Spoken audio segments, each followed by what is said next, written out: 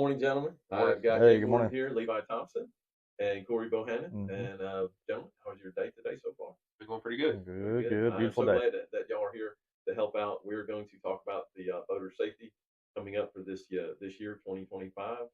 And I've got a few questions I wanted to ask y'all. Yeah, sounds good. First off, what are the most important safety gear items that must be on board every vessel in Georgia waters? Well, to me, your number one safety thing is your PFT, your life jacket. That is your end all be all. If something happens in an emergency, you have your life jacket, and that's going to keep you above the water. Other things that we're going to be looking for is your fire extinguisher and your throwable device. It's a square cushion with two handles on each side. Okay. Horns. A lot of people out there run around in darkness. Is that part of it too? It's not part of our inspection, but it is good to have a sound signaling device since we are on Clarksville Lake and we're bordering South Carolina. If you are from South Carolina, I know that is one of the required items to have is a whistle. Okay. Um, Moving on with what are the common mistakes boaters make that lead to citations or accidents during the summer season?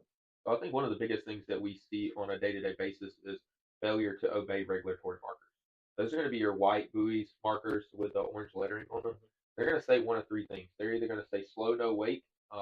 They're going to indicate a dangerous area such as a shoal or rocks in the water, or they could indicate a exclusatory area as well, like a swim area that you cannot boat in at all. So what I encourage boaters to do is come down to neutral, read what that is saying, and then proceed forward. But in any of those cases, you're going to need to slow your speed down regardless to proceed forward. Got it. And what are Georgia laws regarding boating under the influence, and what are the penalties for violations? So boating under influence in Georgia, it is recommended not to drink, but it doesn't say you can't. If the legal limit is 0.08 and under, um, if you are going to drink and drive, know your limits. The best thing to do is just like being on the road. There's many options available, and the best thing to do is is to have a sober driver. I assume that would go with the age limits, right? So teenagers, no can do, right? Right. Obviously, the alcohol age limit is 21 in the state of Georgia, but the per se law is 0.02. If you are partaking in alcohol under 21, if you are 0.02 or higher, then you are going to face those citations and fines as well. And if there is children on board, that could also lead into child endangerment citations as well. Very good to know. To piggyback off of that, you also are looking at losing your boating privileges on the waters of the state for a year. Sure, a lot of people don't know all those rules. They just like going out and enjoying having a good old time. That's right. It's not attached to your driver's license, but it can get very expensive, especially if you get a lawyer and everything like that involved. It's, I mean, thousands. It could be up to $1,000. Different every county. Levi and I, we cover 5 counties that adjoin the lake as well, and part of the Savannah River. But it's different every county. But I can assure you that it's not a cheap option to go for. So good. Everybody needs to be an adult but have fun. That's correct. Specific boating safety courses or certifications required to operate a boat or personal watercraft in Georgia? Yes, there is. Anybody born on or after January 1st of 1998 is required to have a boater education course to operate any type of watercraft. And then there's also some age restrictions that you can find on our website. I know that the youngest individual that can operate is a 12-year-old. If they've had that course, they can operate a PWC and some smaller vessels, but it's best to refer back to our website to know exactly what they can and cannot operate. And where can they find those courses? Yeah, you can find those courses on Go Outdoors Georgia. You can click the events page. You can find those in-class, in-person events that we teach around the state, or you could also find them online at goboatgeorgia.com. Okay, so y'all actually do those courses? We do, yes. Awesome. What are the key things to check before launching your boat to ensure it's water ready and legal? So some things you want to check is obviously if your boat's not already on the water, if you're not at a dock or anything like that. First thing you want to check is your vehicle. Make sure your vehicle is properly fitted to tow that boat. It can probably pull it, but it's also got to stop it as well. So that's something that people don't think about.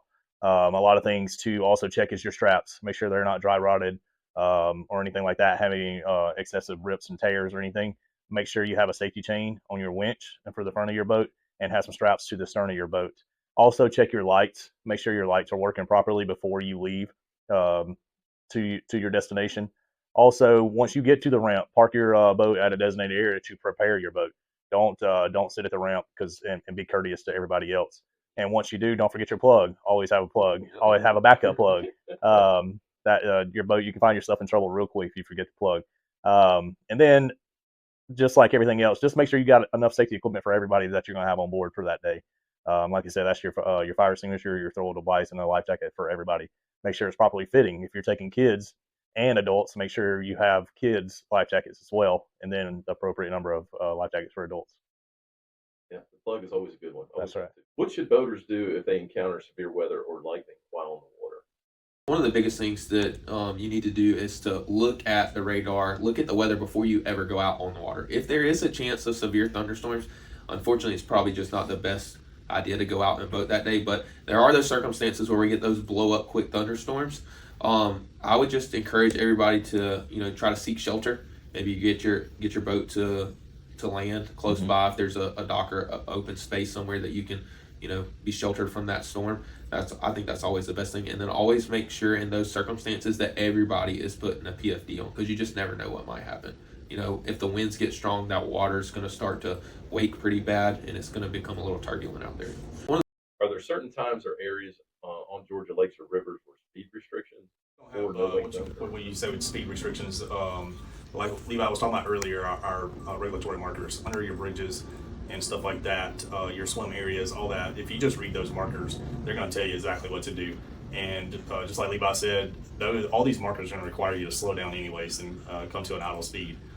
So there's no speed restrictions, but just be mindful, be courteous. The waterway can be a sporting atmosphere or a family atmosphere, and there's no reason why you can't do both at the same time. Yeah, that's a good point. Yeah. One other thing that we did introduce in the past couple of years is a 200-foot no wake rule to wakeboard boats. So if that wakeboard boat is towing a skier behind it, they have to be outside 200 feet of a dock, piling, swimmers in the water, or any developed shoreline. If they're within that 200-foot range, they have to be at idle speed completely. And that goes the same for any other vessel within 100 foot of any of those same items. If you're within 100 foot of a dock, piling, pier, moored vessel, or a swimmer in the water, you have to be at idle speed. That's a good point. And that 200-foot law is not only for that boat; it's for your skier as well. That's so right. Your skier has to be past that 200-foot law. Yeah, because I guess you got a lot of people trying to jump weights and have fun and don't think about the repercussions if it doesn't work out right. That's right. What are the rules for safely towing skiers or tubers behind a boat in Georgia? Yeah, so obviously we can do that on the waters, and that's a lot of fun. That's where kids get a lot of enjoyment from. But just talking back about where that skier needs to be behind the boat, one thing that people don't think about is carbon monoxide poisoning, and that towed skier or tuber needs to have a safe distance behind the vessel. Generally, the lines may get cut or may get frayed, and you tie them up shorter. The shorter that distance is, the more endangered that skier is to carbon monoxide poisoning. And then some other just safety features: they have to be wearing a life jacket, PFD. They also need to be an observer on the vessel watching them. If it's on a vessel, you can have a wide angle mirror, or you can have an observer on a PWC or a jet ski towing a tuber. You're required to have an observer. That's somebody that can constantly watch behind if the tuber was to fall off the tube. And that way that your operator is constantly looking to see what's ahead of him and not turn him back and forth.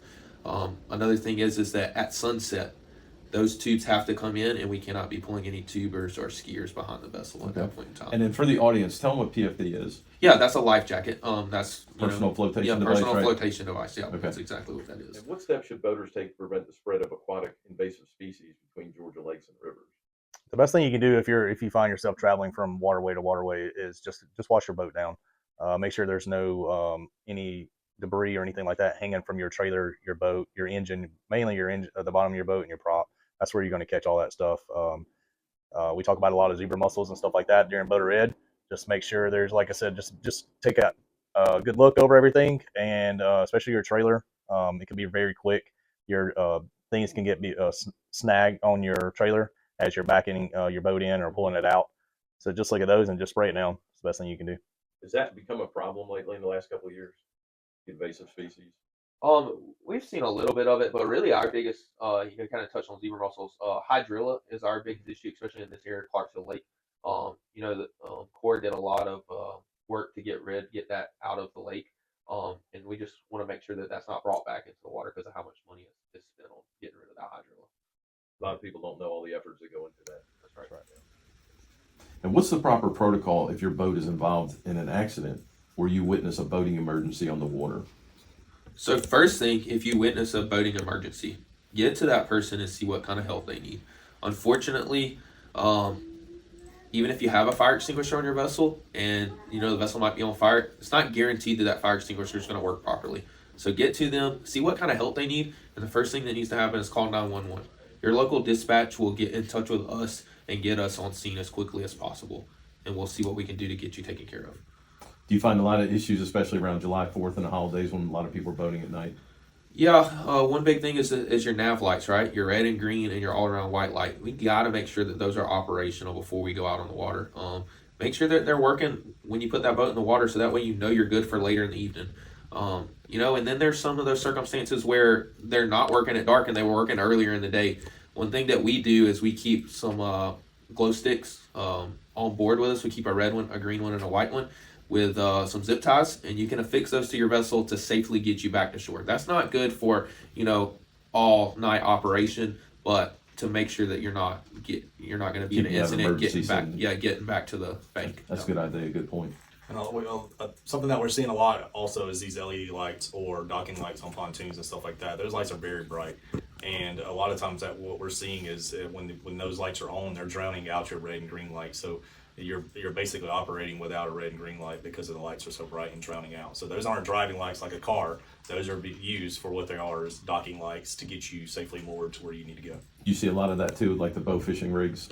We do, but it's mainly when they're traveling down the lake and they're trying to go from point A to point B, and that can confuse another vessel.